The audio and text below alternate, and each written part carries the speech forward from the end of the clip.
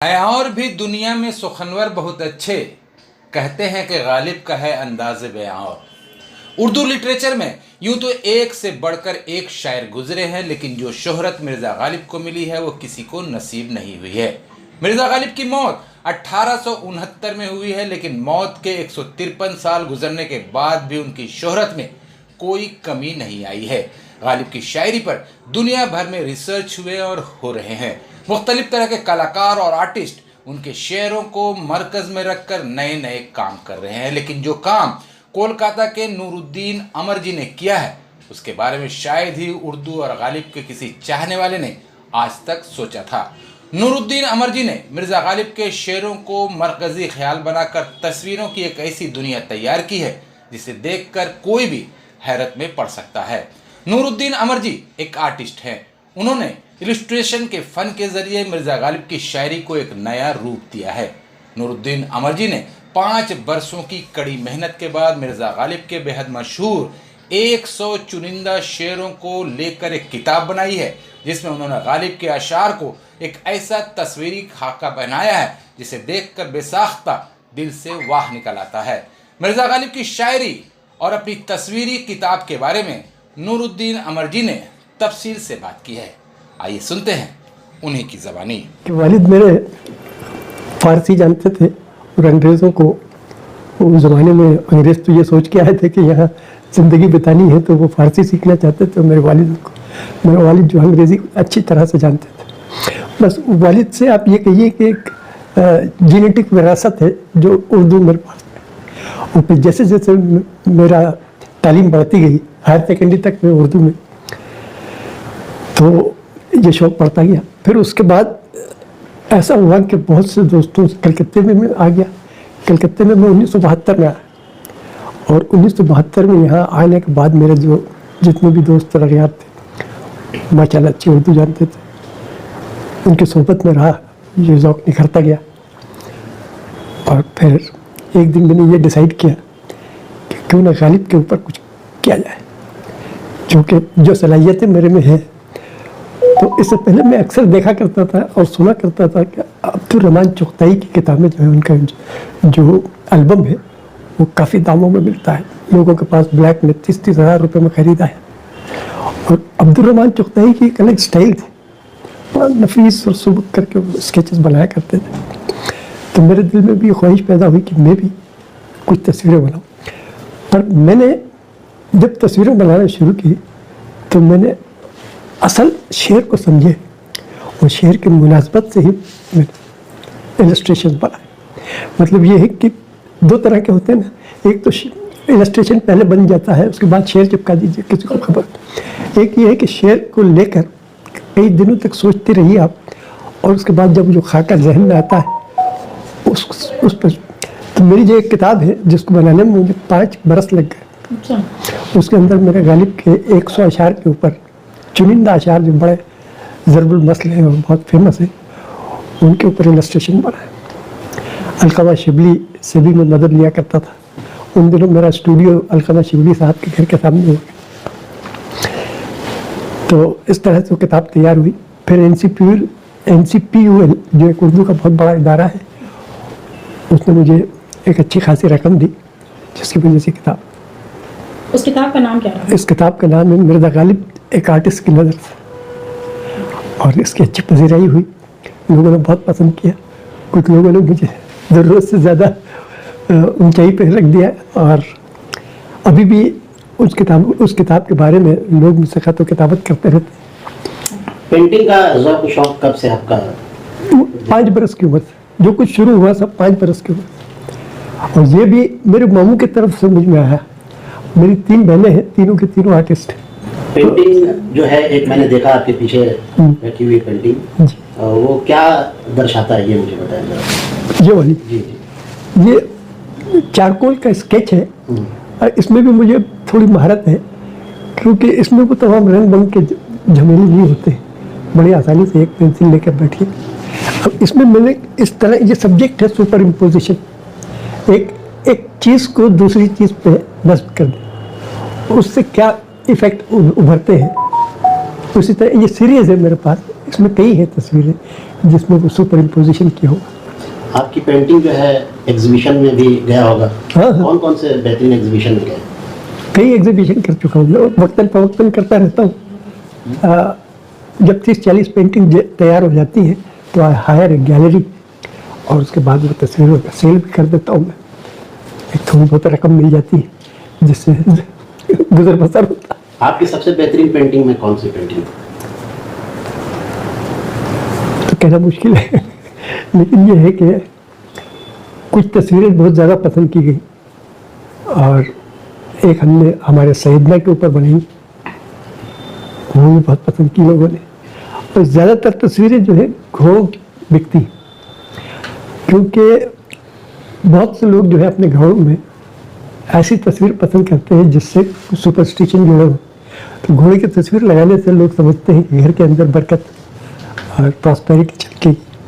तो ज़्यादातर तस्वीरें मैं घोड़ों पर बनाता हूँ। मैं देख रहा हूँ आपके घर में भी लगा है, घोड़े की तस्वीर है जो सिंगल है, फिर लगी है। क्या बड़ा पुराना सुपरस्टिशन है कि 7 घोड़े होने चाहिए। जी, तो बस वही चलता है। आप देखेंगे फ्रेम में करके दुकान में हमेशा टंगी रहते हैं और बहुत बिकती है। आपने एक घोड़े क्यों लगाया? यहाँ देख रहा हूँ। ये घोड़ा जो है इसकी नाजुक क्या कहना चाहिए, लाजवाब है। ये एक मशहूर आर्टिस्ट है वहाँ का, ब्रिटेन का।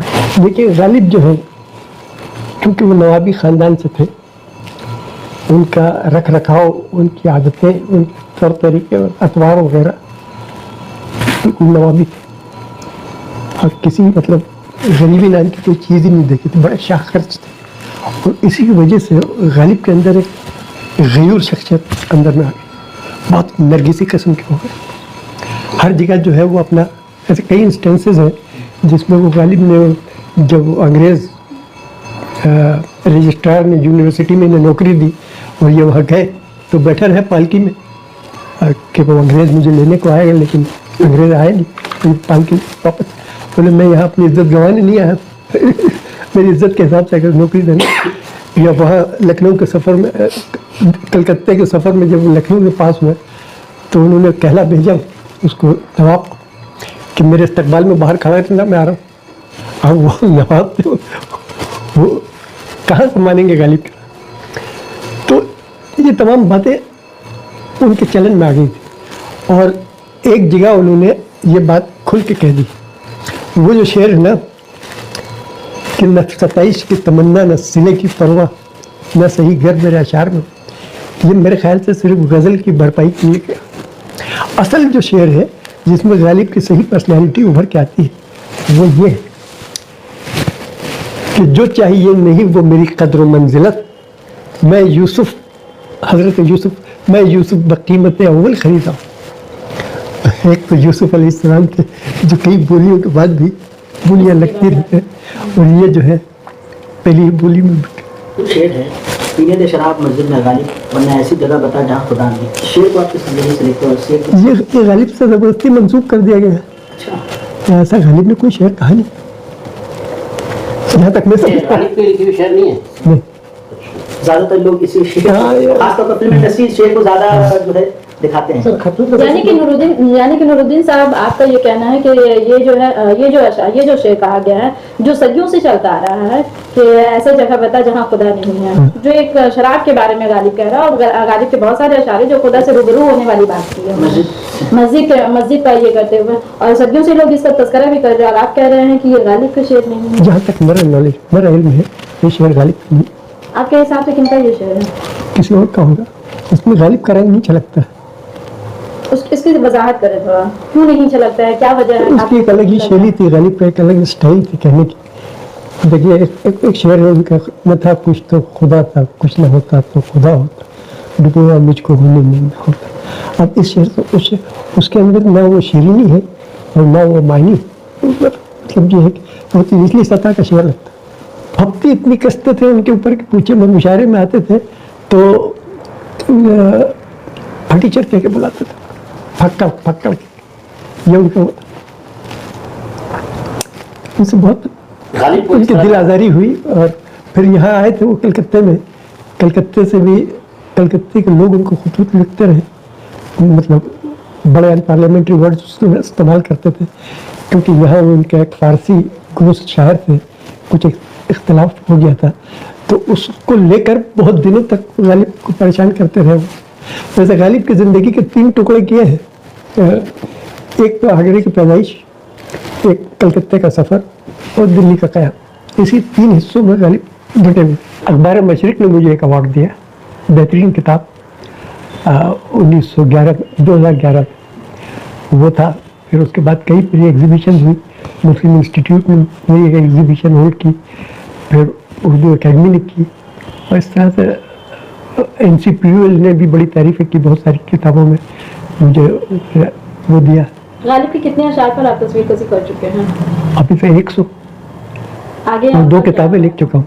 आगे आप कौन किस तरह से करेंगे? अब ऐसा है कि किताबें जो है जब मैं लिख के जाता हूँ तो हिंदी और इंग्लिश में जब लिखी तो लोग आए कि बांग्ला में है कि नहीं, फिर बांग्ला में लिखी तो कहने लगे कि अंग्रेजी में है कि नहीं, तो वो तो कहीं ना ख़त्म होने वाला मामला है।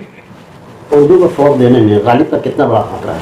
बहुत ज़बरदस्त। गालिब ने लोगों के मुंह में ज़बान दी। इससे पहले लोग जो है बेबस और लाचार होकर चुप हो जाते थे, हार मान लेते। गालिब ने उनकी ज़ुबान को धार, ऐसे ऐसे जो अशार हैं गालिब के जो आप सुने तो आपको लगेगा कि ये जो तर्ज है बहस करने की और अपना हक जताने की, ये अगर गालिब ना होते तो हमारे तक ना पहुँचते। अब तक और आने वाला वक्त में क्या अली सरदार जाफरी, जो मैं नाम भूल रहा था, अली सरदार जाफरी ने अपने किताब में लिखा है कि गालिब ने उर्दू को माला माल कर दिया। लेकिन ऐसा नहीं लगता कि उर्दू के चाहने वाले जो है गालिब को भुला दिया है? वो कमज़ोर हो गई ना उर्दू ज़ुबान। हर इदारे में तो उसके ऊपर सोतेलाना सुलूक हो रहा है हर जगह, हर स्टेट के अंदर। तो फिर भी कहाँ तक ये जो है तस्वीर मेरे पीछे जो है गालिब, जिसमें गालिब कह रहे हैं कि यार अब ज़माना मुझको मिटाता है किस लिए, ये उर्दू पे भी सादिक उतरती, यार अब ज़माना उर्दू को मिटाता है किस लिए। लेकिन ये है अब नहीं। एक शायरी से ख़त्म कर दें आप, जो आपको दिल के बहुत करीब है, वो शायरी। सर क्या बोलूं? यही है जो पूरा फलसफा लिए हुए है, न था कुछ तो खुदा था, कुछ न होता तो खुदा होता, डुबोया मुझको होने में, न होता मैं तो क्या होता। यानी सारे झगड़े जो है वो मेरी ज़ात से ही हुए। अगर मैं ही ना हुआ होता तो कहाँ था ये तमाम। शरीन जी, नूरुद्दीन साहब जो आज गालिब के इस कदर दीवाने हैं, एक वक्त होता होगा जब आपके भी दीवाने होंगे, तो अभी भी है। आज उनके दरीना ख्वाब के बारे में आप थोड़ा सा तबसरा करें, क्योंकि वो बहुत कुछ चाहते हैं गालिब पर हो, बट अब तक जो नहीं हो पाया है। माशाल्लाह अपने अशार, गालिब के अशार को जिस तरह से वो तस्वीरों के ज़रिए बयान करते हैं, ये बहुत बड़ी खूबी है। क्या कहेंगे? मेरे शौहर चाहते हैं कि यहाँ एक मतलब एक म्यूज़ियम होना चाहिए गालिब के, और सब शहरों में तो है लेकिन कैलकाटा में नहीं है, तो यही वो चाहते हैं, दैट इज़ हिज विश। तो क्या ये आप मानती हैं, वो आपके हस्बैंड जरूर मान रहे हैं, मगर आपको क्या लगता है? वो जो मानते हैं मैं उनको सपोर्ट करूँगी। बहुत सारे सर जो है बहुत सारे एग्जीबिशन में भी गए हैं, जी। बहुत सारे एकेडमीज में भी गए हैं, बहुत सारे ऐसे प्रोग्राम में, तो कहीं आप लोगों ने कभी इस तरह की बातों को रखा है? हाँ, ये हमेशा चाहते हैं कि मतलब होना चाहिए, मतलब नहीं होने से अगर उनके हक विद इन हिज रीच होता तो ये खुद एक खोल देते हैं।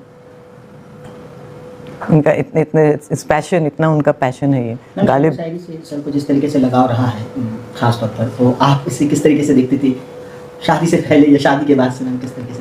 शादी के पहले आई डोंट नो, मतलब शादी के बाद ये सब पेंटिंग्स करते थे, लेकिन ये ऑफिस मतलब ये आफ्टर 5 बहनों के बाद ही एक बेटा हुआ था, तो ये चाहते थे कि अपने फादर से कि मैं जे स्कूल ऑफ आर्ट्स में जाऊं, लेकिन उनके फादर ने नहीं उनको भेजा, बोले कि तुम इंजीनियरिंग कॉलेज में ही जाओ।